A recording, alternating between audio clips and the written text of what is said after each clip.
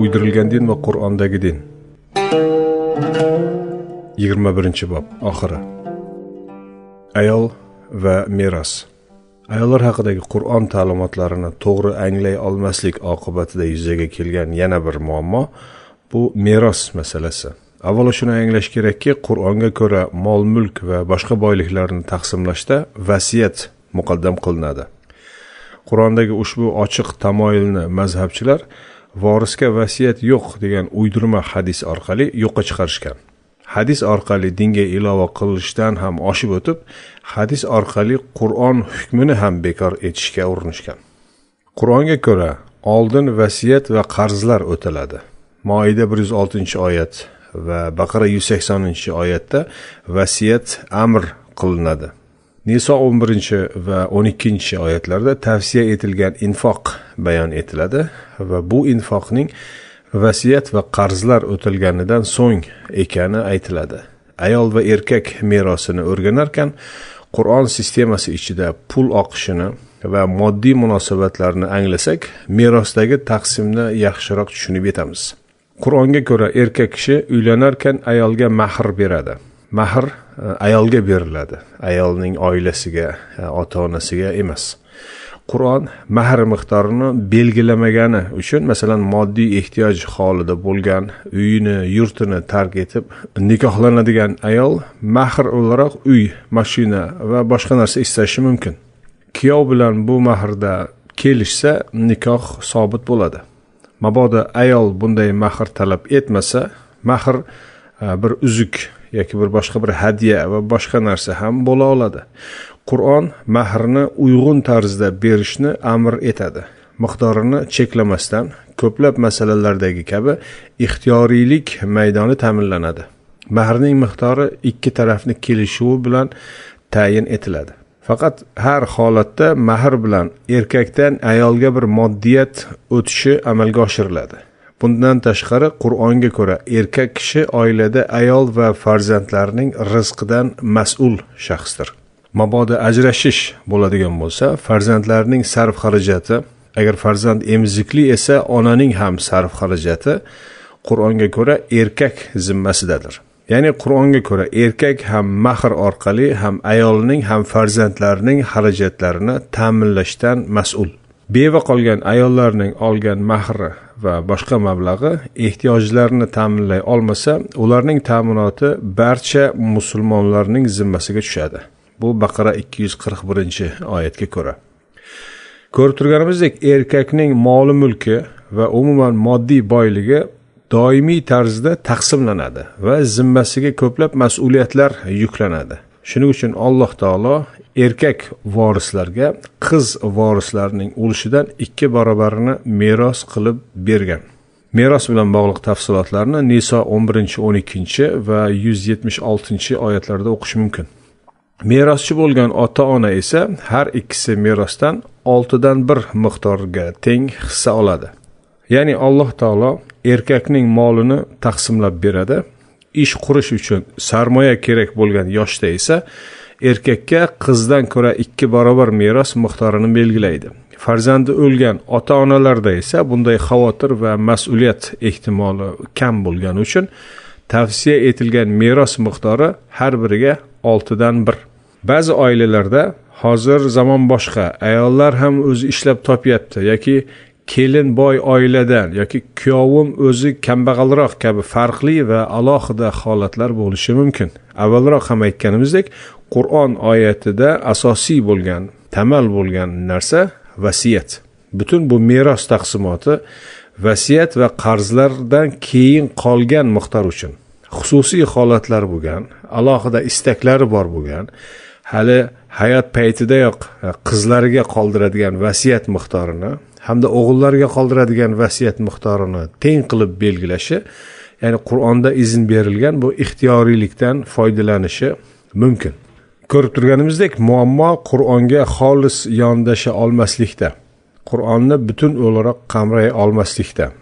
Yo'qsa Qur'oni Karim har bir masalani eng mukammal shaklda yechib beradi. Bir-biringizga libossiz. Qur'on oyatining erkak va ayol o'rtasidagi munosabatlar haqida keng tarqalgan yana bir noto'g'ri tushuncha erkak ayol orasidagi jinsiy aloqani bamisoli dalaga urug' ekish bilan qiyoslash oqibatida shakllangan. Baqara surasi 222-oyatda shunday deyiladi: Xotinlaringiz sizlar uchun ekinzordir. Bas ekinzorlaringizga xohlagan tarzda yaqinlashavering. Ushbu oyatdan er-xotin orasidagi jinsiy aloqa istagan tarzda qilinishi mumkin va bu borada hech bir cheklov yo'qligi tushuniladi. Shu bilan birga ushbu oyat har masalada cheklov va taqiq qo'yishga havasmand din peshvolarining jinsiy hayot maydoniga ham aralashuvi qarshisida chekilgan to'siq oyat hamdir. Er-xotin o'rtasidagi munosabatlarda Qur'onni bergan erkinligiga qanoat qilolmagan an'anaviy din peshvolari musulmonlarga qaysi kunlar, qanday joylarda o'z xotinlari bilan aloqa qilish bo'yicha uzun tafsilot va taqiqlar ijod etishgan va bu orqali er-xotin to'shak hayotiga burun tiqishgacha yetib borishgan. Holbuki oyat er-xotin jinsiy hayotidagi barcha cheklovlarni yo'qotadi. Ayollarga nisbatan ekinzor degan tashbih bizning turkiy tillarda biroz qo'pol tuyulishi mumkin, ammo bunga aldanmaslik kerak. Mabodo ekinzor tashbihi qo'pol tuyulsa, u holda hosilgoh kabi ma'no qo'llanishingiz mumkin. Ayollaringiz sizning hosilgohdir. Shunday ekan, hosilgohingizga istagan vaqtda yoki istagan tarzda yaqinlashing. Ekinzor tashbihini yana uzundan uzoq ta'riflash mumkin, ammo original oyatning tom ma'nosini aniq ifodalaydi. Ekinzorga urug' ekilgach, tirik nihol unib chiqa boshlaydi. Ayol rahmiga mani to'kilgach esa bu aloqaning niholi, ya'ni farzand vujudga kela boshlaydi. Shunday ekan, bu tashbih insonni fikr yuritishga chorlaydi va ayni paytda keraksiz taqiqlar qarshisida juda chiroyli to'siq tortuvchi tashbih bo'ladi. Qur'onda bizni tafakkurga chorlovchi buning kabi o'xshatishlar juda ko'p. Boshqa bir oyatda esa, masalan, erkak va ayollar bir-birlari uchun libos o'laroq ta'riflanadi. Ular sizlar uchun libosdir, sizlar ular uchun libossiz. Baqara surasi 187. Qur'ondagi islomda ayolning o'rni va ahamiyati. Mana shu bobning avvalida hadis va mazhablar uydirish orqali qanday qilib badaviylikdagi ayolga munosabat dinlashtirilgani, ayolni sayohat haqqi yo'q, uydan chiqa olmaydi, rahbarlik va boshqaruvchi sifatidan mahrum, erkakka bo'ysunishi farzlashtirilgan, erkak qarshisida ovozi o'chirilgan va shu kabi sassiz, sadosiz, haq huquqsiz va eng passiv jonzotga aylantirilganini ko'rdik. Bu uydirmalar oqibatida Qur'on ma'nolari to'qima rivoyatlar bilan almashtirilganini ham ko'rdik. Va buning xulosasi sifatida bugungi vazifamiz avvalo zihnlardagi rivoyat va mazhab uydirmalaridan iborat dindan xalos bo'lish va Qur'onni to'liq va to'g'ri anglashni eng muhim sharti ekanini ham o'rgangan bo'ldik. Nisa surasi 32-oyatda shunday deyiladi: Alloh biringizni biror ne'matda boshqangizdan afzal qilib qo'ygan bo'lsa, ularni o'zingiz uchun orzu qilmang. Erkaklar uchun o'z mehnatlaridan nasiba bor, ayollar uchun ham o'z mehnatlaridan nasiba bor. Ko'rib turganimizdek, erkak va ayolga ba'zi sohalarda bir-biridan afzallik berilgan jihatlari bor. Bir jinsni boshqasiga nisbatan barcha sohada ustun deyish yoki har ikki jinsni har sohada teng deyish yaratilish qonuniyatiga ham, aql va mantiqqa ham zid keluvchi iddaolardir. Tenglik deya agar erkakni bola boqishga majburlasangiz yoki ayol zimmasiga janglarda erkak bilan birdek yuk yuklasangiz, har ikki jinsning hayotdagi farqlarini to'g'ri anglay olmagan bo'lasiz. Har ikki jinsga nisbatan birdek zulm qilgan bo'lasiz.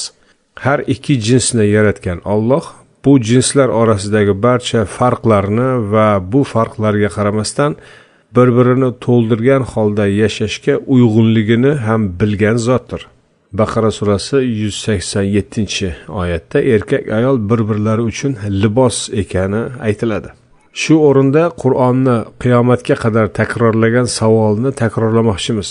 Xoliq o'z maxluqini bilmasmi? Albatta, yaratuvchi Xoliq yaratilgan barcha maxluqotni eng mukammal tarzda biladi. Barcha narsadan xabardor zot erkak-ayol munosabatlarini ham o'z mukammal ilmiga muvofiq tarzda tartibga soladi. Ularning barcha ruhiy va jismoniy xususiyatlarini inobatga olgan holda ular o'rtasidagi adolatli munosabatlarni shakllantiradi.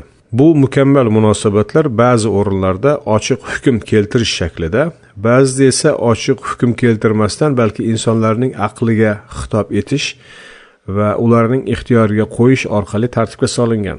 Qur'onning barcha zamon, makon, jamiyat va madaniyatlarga uyg'unligi shu yo'l bilan ta'minlangan.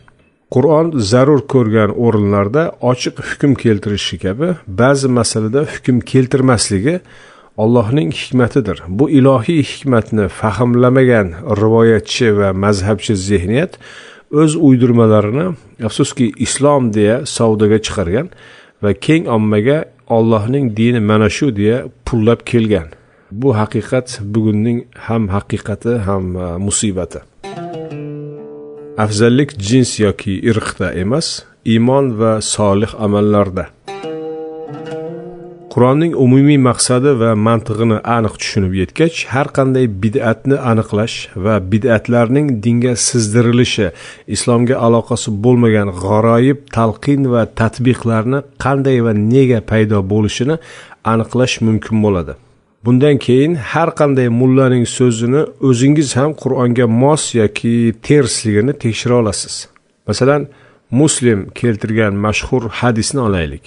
Namozni buzadigan narsalar: qora it, cho'chqa va ayol. Bunday rivoyatni eshitganda, garchi bu ochiq yolg'on ekani hamda Qur'onga butunlay zid ekanini bilsak ham, yaxshilab tadqiq etish va bunaqa uydirmalar haqida aniq ma'lumotga ega bo'lish maqsadida Qur'onga murojaat etib, bunaqa iddao bormi, yo'qmi deya tekshiramiz.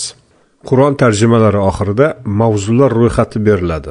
Tahorat, namoz, ayol, qora it va cho'chqa kalimalari uchraydigan barcha oyatlarni ko'rib chiqishda yordam beradi bu ro'yxat.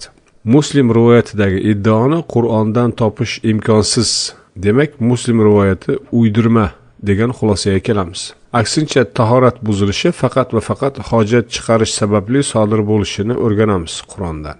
Keyin Alloh eng kichik narsalarni ham unutmasligi hamda Qur'onda biz uchun muhim va zarur bo'lgan barcha narsa bayon etilganini ko'ramiz.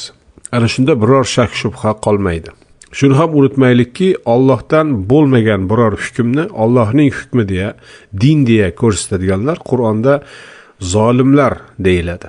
Shu o'rinda rivoyatchi, mazhabchi, din peshvolariga savol bermoqchimiz. Sizlar haqiqatan ham namozni xotin, qora it va cho'chqa buzadi degan rivoyatga Allohning dini deya ishonasizmi yoki ayol zotiga zulm deb bilasizmi?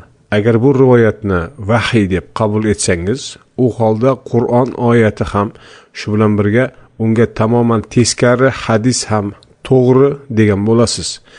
Bu aql va mantiqqa zid-ku. Niso surasi 124-oyatda shunday deyiladi: Erkak va ayol kimki mu'min holda solih amallar qilsa, ana o'shalar jannatga kiradi va ularga zarracha ham zulm qilinmaydi.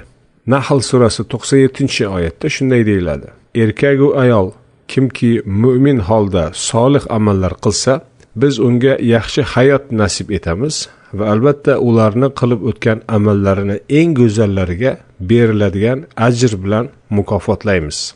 Islom diniga ko'ra haqiqiy hayot bu oxirat hayoti. Dunyo hayoti bu qisqa sinov safari xolos. Oxirat esa abadiy istiqomat manzili. Qur'onda keltirilgan ushbu oyatlarda ham, boshqa yana ko'plab oyatlarda ham Allohning nazdidagi ustunlikka erkak yoki ayol jinsi emas, balki qilib o'tgan solih amallar orqali erishiladi. Ayol zoti tug'ilgani ondan e'tiboran gunoh va kamchiliklari bilan tug'ilishi, o'lganidan keyin esa jahannamni aksariyati ayollar bo'ladi degan iddaolar Qur'onning ushbu oyatlariga, Allohning kalomiga qarshi ochiq tuhmatdir.